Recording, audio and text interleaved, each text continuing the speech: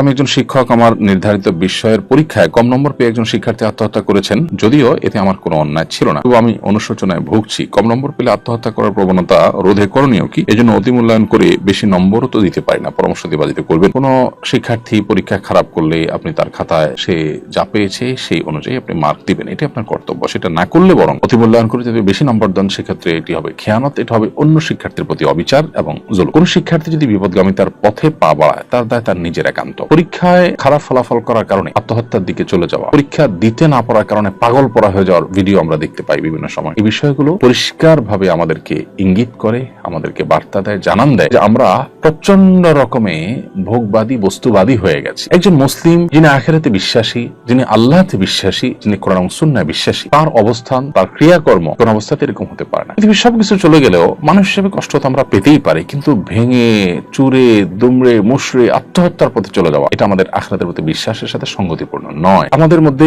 ঈমানী চেতনা এটা দুর্বল হয়ে যাওয়ার কারণে, আখিরাতের প্রতি বিশ্বাসটা দুর্বল হওয়ার কারণে বৈষয়িক বিষয়টা আমাদের কাছে অনেক বড় হয়ে দেখা দেয়, এবং যার ফলশ্রুতিতে আমাদের এই অধঃপতন শুরু হয়েছে। অতএব এই ব্যাপারে আমাদের নতুন করে ভাবতে হবে। আমাদের শিক্ষা ব্যবস্থা, আমাদের পরিবার ব্যবস্থা, আমাদের প্রত্যেকটা জায়গায় বিধিবিধান, আমাদের মূল্যবোধ, আমাদের নীতি নৈতিকতার চর্চা, এটা বাড়াতে হবে। তা না হলে আমরা কোন অবস্থাতে এই দুরবস্থা থেকে উত্তরণের পথ খুঁজে পাবো না।